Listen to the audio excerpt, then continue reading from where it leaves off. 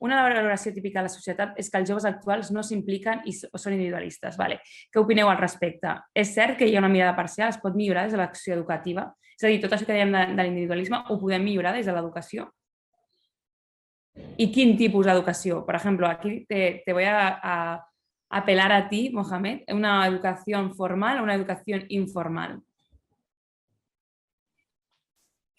Primero creo que el individualismo tiene algo que ver con una sociedad meritocrática. Perdón.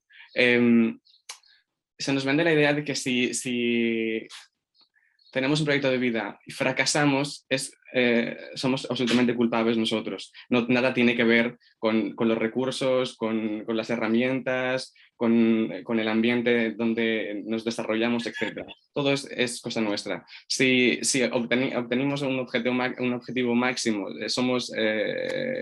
logramos el éxito, es cosa nuestra, y si fracasamos es de igual manera. Por lo tanto, lo que se tiende es, de alguna manera, a abandonar esa red social que siempre ha caracterizado. Por ejemplo, yo vengo de una cultura en la que los vecinos son como familia, las amistades son de igual manera, y en cuanto tú necesitas algo ya haces una llamada y el otro está dispuesto a ayudarte. Entonces, poco a poco se va rompiendo esto, y tiene mucho que ver también, como dice Guillermo, con los mercados, con las políticas neoliberales, etc. Entonces, ¿cómo se puede romper esto? Yo creo que son necesarias las dos. Son necesarias las dos, desde una educación no formal hasta la formal, evidentemente. Tampoco podemos abandonar la idea de que la sociedad se mantiene a través de una economía sólida, etc. Pero al mismo tiempo, si queremos mantener las redes sociales, los vínculos con el otro, porque al final el ser humano es un ser social y necesita del otro para sentirse realizado y satisfecho. Entonces, yo creo que una educación no formal en la que de alguna manera se pone el foco en relaciones, en habilidades interpersonales, en conocer al otro, en estar codo a codo, a que al mismo tiempo también favorecen acciones colectivas, movimientos sociales, etcétera, es fundamental.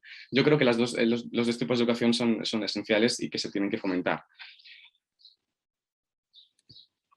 Laura, ara t'agafo a tu perquè tu com tens aquesta trajectòria, aquesta experiència de mestre, d'educació, tu com ho veus? Has dit que tenies experiències amb pares, suposo que també amb alumnes. M'agradaria veure una mica també la teva opinió personal.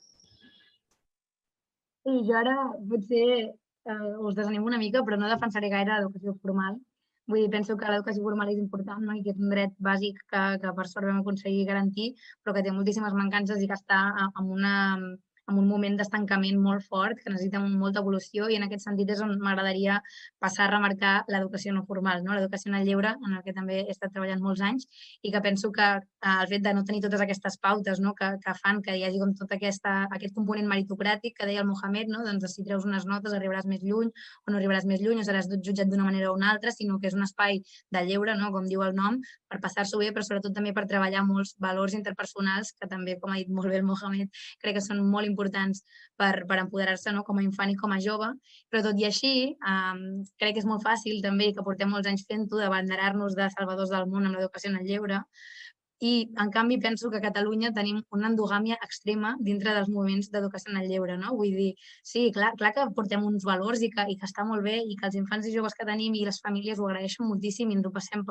fenomenal, però és el que deia abans el Mohamed, al final el que aconsegueixes és que potser només jo o un perfil com el meu o com el del Guillermo arribem a les assemblees i arribem a la política institucional o a la política de carrer, i en canvi totes aquestes persones que estan fora, diguem-ne, de tots aquests sistemes mentals que nosaltres tenim muntats, doncs potser gent que no viu al nostre barri o potser gent que no s'ha enterat de que existeix un CAU o un esplai al seu poble perquè no té les eines, perquè té altres preocupacions, crec que no estem arribant a tota aquesta gent i que tenim una urgència molt gran de l'educació en el lleure, de descentralitzar-la i d'arribar realment a les persones que més necessiten aquesta educació en el lleure.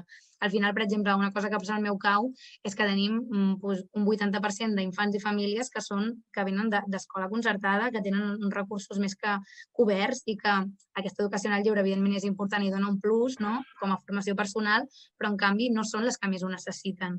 Potser aquest espai de l'estiu, de poder marxar de campaments, dels dissabtes a la tarda, poder tenir alguna cosa a fer amb un altre grup socialitzador de la teva edat, amb uns referents adults diferents dels que tens al dia a dia, i això és un repte molt gran que tenim i que hem d'enfrontar, no? Jo penso per poder empoderar, diguem-ne, a un gruix més gran de joventut i d'infants, que ja us deia abans que penso que comença tot des de bon principi.